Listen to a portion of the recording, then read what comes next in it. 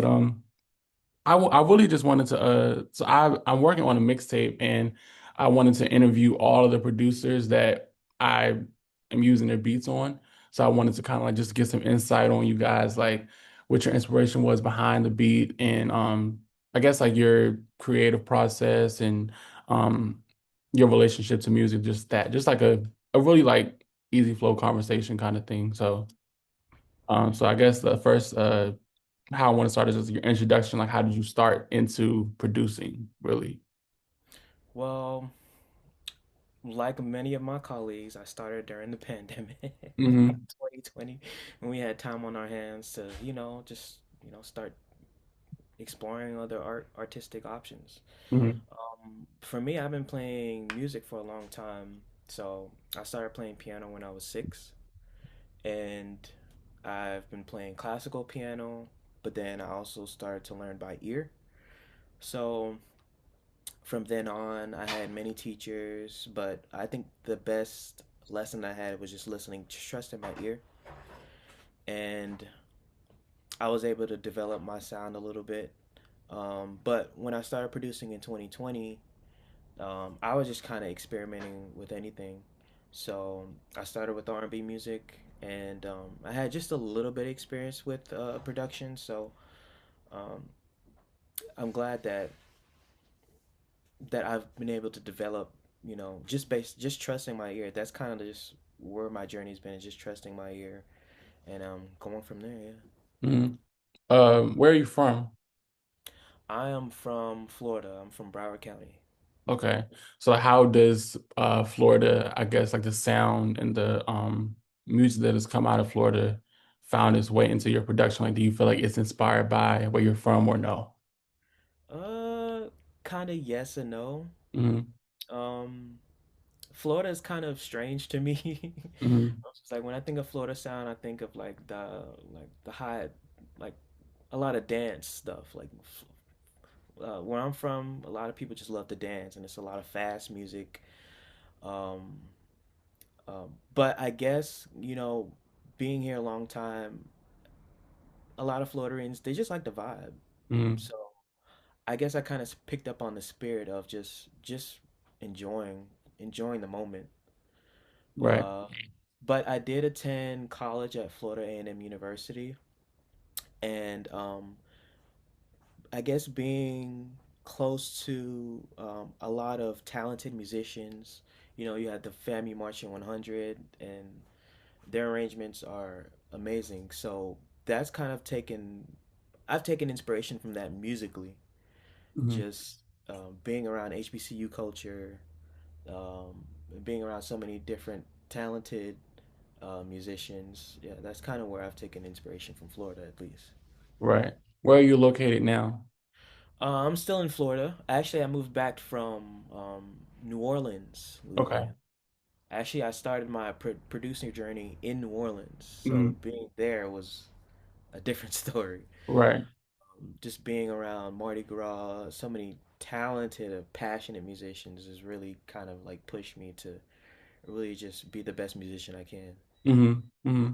Okay. I wanted to play the song. I tried to play the song for another person and it didn't work, but I think I got it this time. So I'm gonna see if I could, because I wanted to get your reaction. I'm kind of scared because I feel like getting somebody's live reaction is nerve-wracking, but I Can wanted I put to. on headphones first? Yeah, for sure. Uh, Um, okay. okay, I'm good. Do you hear that? Yeah, yeah. Okay, perfect. Here we go. How do I get this? I push. Yeah.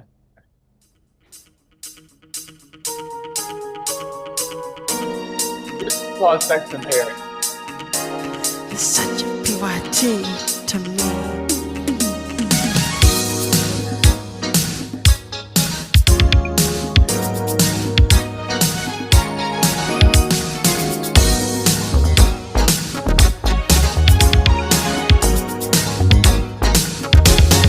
When you're around, my body's filled with purpose, feeling ecstasy. Last night about to dig below the surface. Words of you and me. You captivate my mind. Your love is like a circus. You got me in my prime. I read you like a book. I know you laugh a lot. Although you make me nervous, it gets better with time. Sex in Paris. Sex in Paris. Sex in Paris. Sex in Paris. Last night I drowned in you. Woke up with ego. This is destiny. Pull down the blinds. Don't want people to know what's with you and me. You captivate my mind. Your love is like a circus. You got me in my prime. I read you like a book. I know you laugh a lot. Although you make me nervous, it gets better with time. We feel like a glove when you're my muse. Wet in Vegas, that's outrageous. And I'm with it, always with it. Sex in Paris. Sex in Paris. Sex in Paris. Sex in Paris. Sex in Paris. Sex in Paris. Sex in Paris. Sex in Paris. Such a PYT.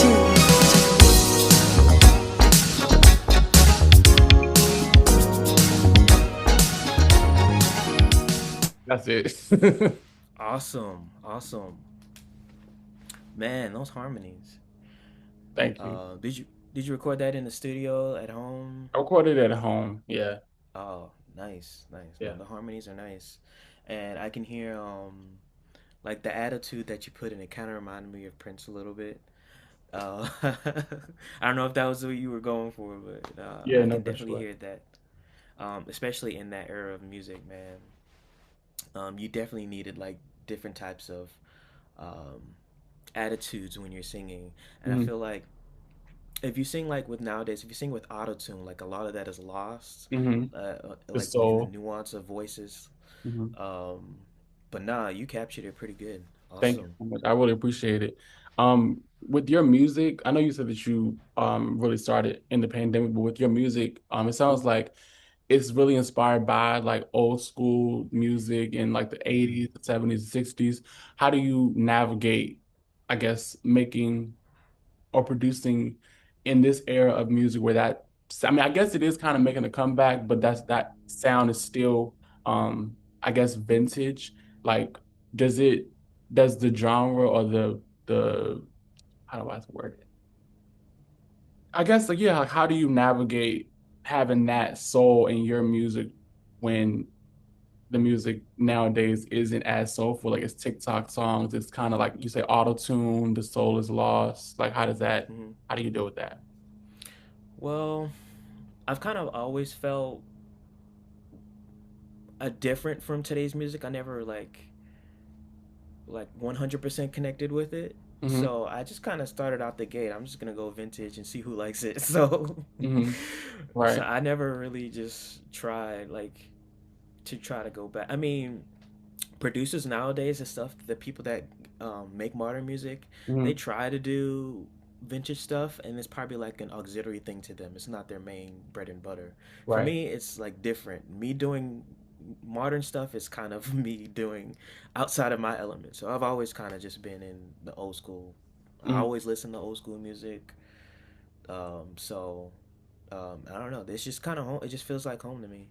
Are there any producers from that time that you are inspired by, you would say? Yes.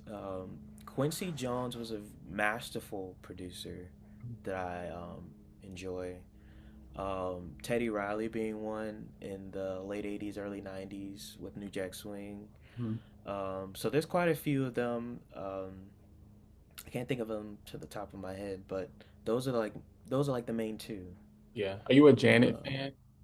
oh yes, Yeah. I'm a huge fan of Jimmy Jam and Terry Lewis. And yes, this song also kind of like the sound kind of reminded me of something that Janet would have did it too. It just I don't know, it just has like that old school feel.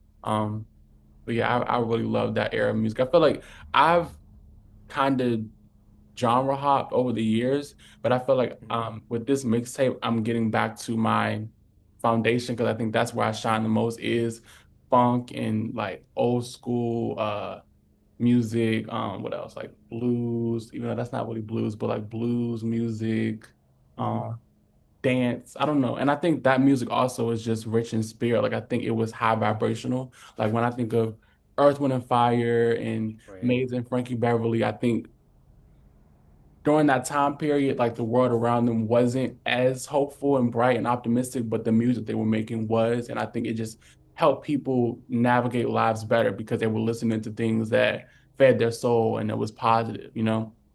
I really absolutely. love that time period.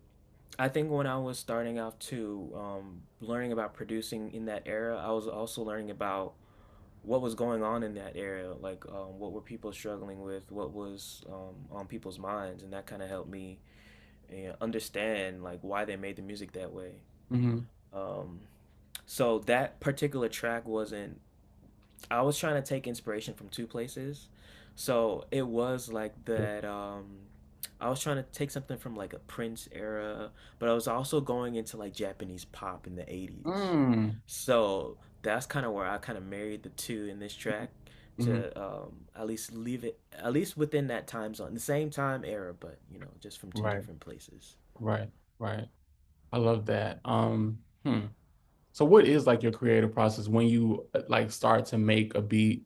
What is like your step-by-step process if you can tell us?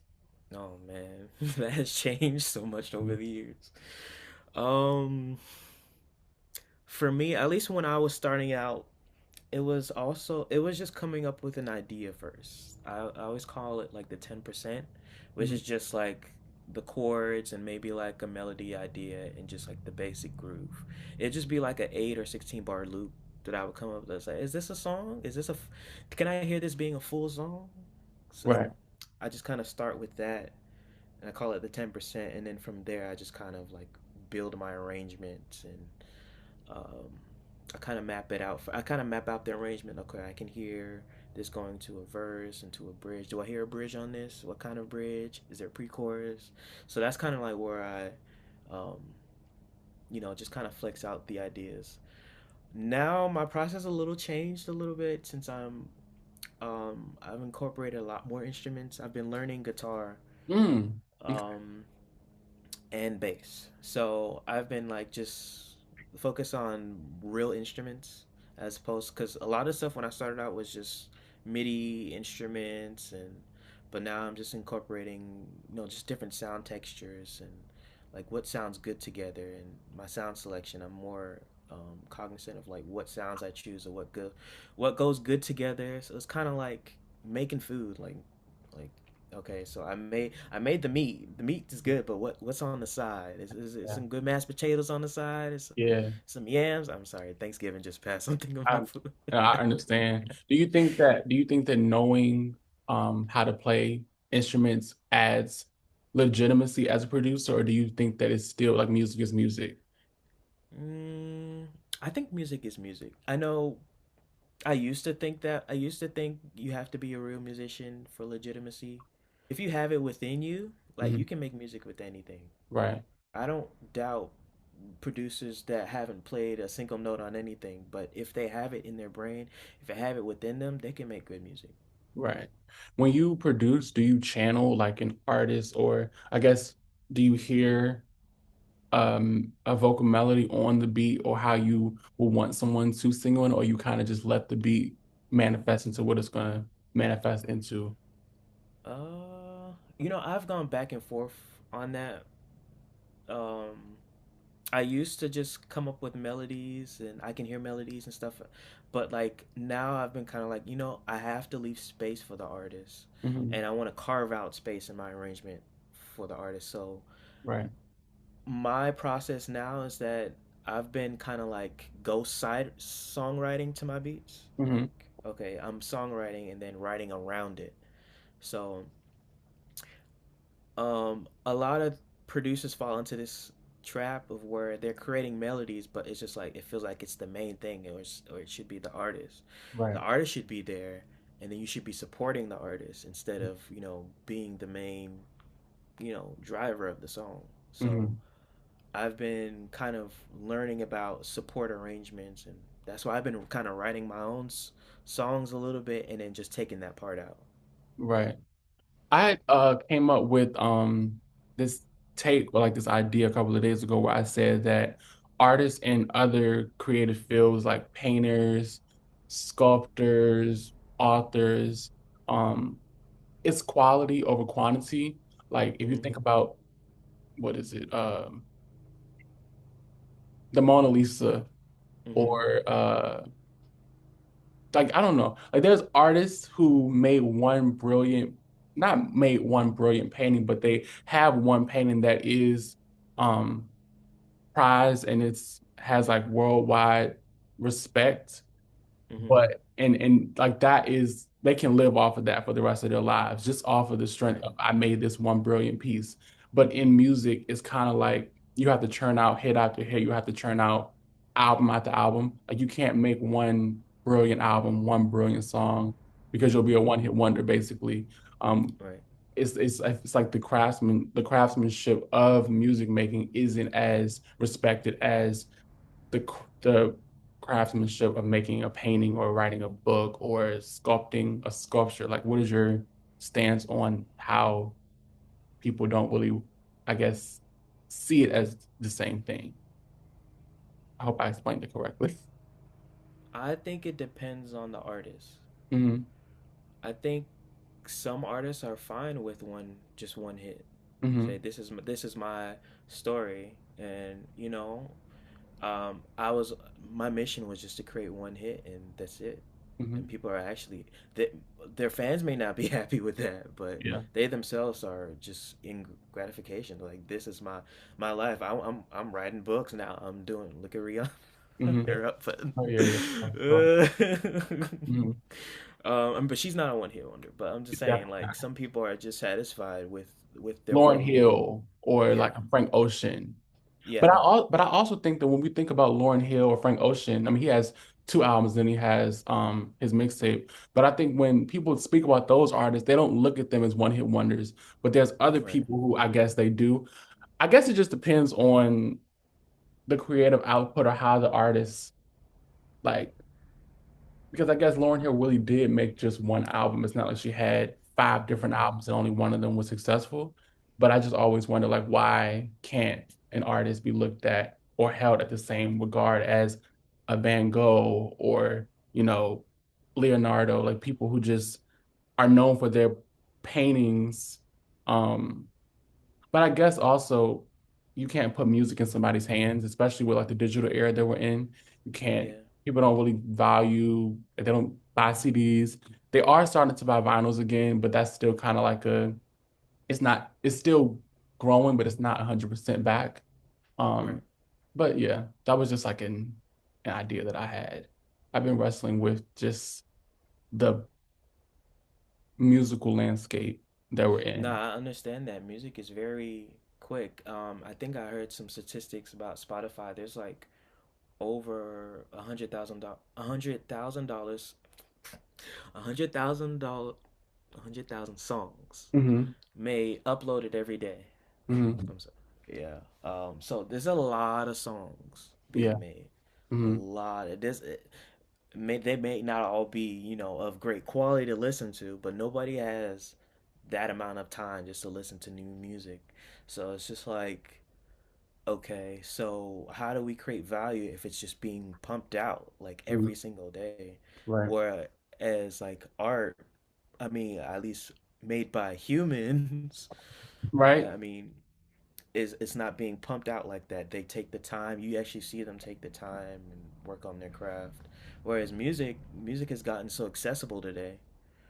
Um, but I think that that just goes back to what we value as a society. What's because I know like there's some music heads like okay music today there's a lot of music there's a lot of stuff that's just to sift too but they'll value older artists that went into the studio made great tracks they only had 4 tracks to work with but they made the best out of it. Hmm. um Sure. so people I know a lot of people just value just old music just based off how it was created Right. as opposed to nowadays it's so easily accessible. Hmm. Um, and I think back to artists, like just think about the technology they had nowadays. They didn't even know what the color blue was, but they still cultivated and um, made it work from what they had. So, What um, do you think the differences are? I always ask people this, like, what's the difference between a beat maker and a producer? Are there any differences between a beat maker and a producer? I've been told that there are differences, Mhm. but at least to me, what I see a producer is a producer knows how to finish a song, Hmm. like from start to finish meaning with the artist, they understand um, like the full arrangement, like the full scope from start to finish. Hmm. Um, a beat maker knows how to make the beat. I mean, they're both similar in a sense, but to me, producer in my experience as a producer, I've been in the studio with the artist, Hmm. been writing, giving feedback on like lyrics and how to deliver a line and making things more expressive and making sure I'm carving spaces in my beat that complements the artist. Right. So um, I think it's they're kind of similar, but they can share. They have different roles. Hmm. Um, I'm in the midst of like mixing this project myself, and I Mm-hmm. always thought like every producer that I've come in contact with already has like a fundamental understanding of mixing. Would you say that Mm-hmm. that's something that you kind of just learn as you go, or is it like being able to mix is kind of a necessity in producing? I wouldn't say it's a necessity, but it is a skill that I would recommend that you should have. Hmm. um, to me, I kind of learned as I went, and I wasn't into the a whole bunch of plugins on. I was just kind of just okay. Is this balanced right? Is this do the instruments complement one another? And that's kind of like being a producer as well. Is understanding that you know these instruments don't clash. When you select your instruments, they don't clash and they complement each other, and that kind of goes into the mixing as well. Hmm. I'm just kind of more of on the leveling and making sure everything sits has its own space in the mix. So that's like your But tip is just like levels, balance, basically. balance and complement. Hmm. They're friendly. Like if something is fighting in the mix, I'm just like yeah, that's may. I'm probably kind of thinking about that as I'm producing already. If they're fighting, if 2 instruments are fighting, I probably need to select a different instrument. Right. Got Yeah. you. Do you have a like a list of artists that you would want to produce for, like your dream, like top 5 people that you would want to produce for? You know, I don't. Oh. I don't. I just like people who ever vibe with my music, cool. If Mhm.